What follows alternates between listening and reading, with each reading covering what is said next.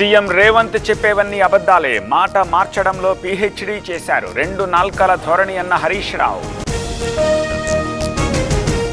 పేదల ఇంట వెలుగులు, గృహజ్యోతితో విద్యుత్ కాంతులు, లక్షలాది కుటుంబాలకు లబ్ధి అన్న సీఎం రేవంత్ రెడ్డి. ఢిల్లీ వాతావరణం చెడిపోయింది, దక్షిణాదిలో పార్లమెంటు సమావేశాల్ని నిర్వహించాలి, ఎంపీ గురుమూర్తి డిమాండ్. బియ్యం రవాణా వెనుక ఆర్థిక మంత్రి వియ్యంకుడు, కెన్ స్టార్ షిప్ను ఎందుకు తనిఖీ చేయలేదు, విచారణ చేపట్టాలన్న పేర్ని నాని. పవన్ పర్యటన గబ్బర్ సింగ్ 3లా ఉంది, పీడీఎస్ బియ్యం తరలింపు చట్ట విరుద్ధమే, చర్యలు ఎందుకు తీసుకోవట్లేదన్న బొత్స. పీడీఎస్ బియ్యం అక్రమాలపై ఫోకస్, కట్టడిపై మంత్రుల రివ్యూ, తనిఖీలు పెంచాలని నిర్ణయం.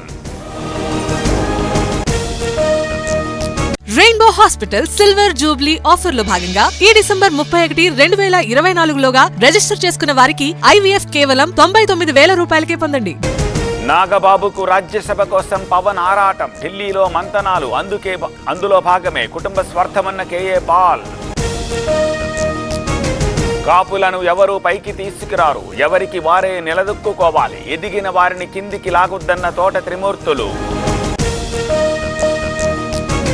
సజ్జల భార్గవ కేసుపై సుప్రీంలో విచారణ, FIRలను కొట్టేయాలన్న పిటిషన్ కొట్టివేత, 2 వారాల పాటు అరెస్ట్ నుంచి రక్షణ. భద్రాద్రి ఏజెన్సీలో హై అలర్ట్, PLGA వారోత్సవాలపై పోలీసుల ఫోకస్, గోదావరి పరివాహక ప్రాంతాల్లో తనిఖీలు. సింహాచలంలో మండల దీక్షలు, 41 రోజుల పాటు నిర్వహణ, అన్ని ఏర్పాట్లు పూర్తి. ఉప్పల్లో అగ్ని ప్రమాదం, బార్ రెస్టారెంట్లో మంటలు, అదుపు చేసిన ఫైర్ సిబ్బంది.